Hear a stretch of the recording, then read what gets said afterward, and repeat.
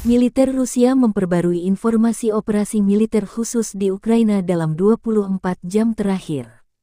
Juru bicara militer Rusia Letnan Jenderal Igor Konashenkov, tanggal 16 Desember melansir terjadi kontak senjata di arah Krasny Liman, wilayah Donetsk.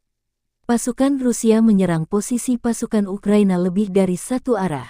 Sebelum dikepung, pasukan musuh memilih mundur ke garis pertahanan semula.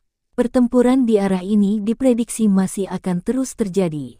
Sebagai akibat dari serangan di arah yang terpisah dan serangan artileri, lebih dari 50 prajurit Ukraina, 2 kendaraan tempur infanteri dan 3 truk pikap dinetralkan.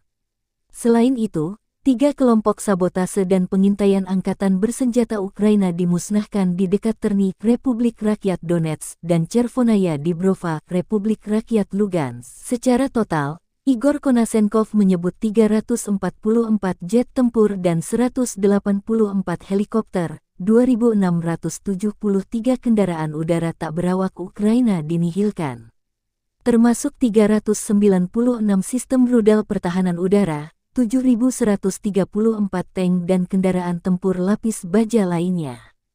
Juga 931 kendaraan tempur yang dilengkapi dengan MLRS, 3.689 meriam dan mortir artileri lapangan, serta 7.625 unit militer khusus dan perangkat keras dihancurkan selama operasi militer khusus, kata Konashenkov.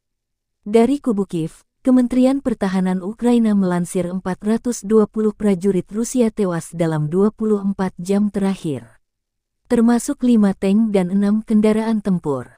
Angkatan bersenjata Ukraina juga mengklaim menembak jatuh 61 rudal jarak jauh dalam serangan besar-besaran terbaru Rusia di sejumlah wilayah. Secara total, Kiev mengklaim 97.690 prajurit Rusia tewas sejak awal operasi, termasuk 381 jet tempur dan 264 helikopter ditembak jatuh. Presiden Ukraina Volodymyr Zelensky menyebut sistem pertahanan udara Ukraina bekerja efektif dalam serangan terbaru Rusia.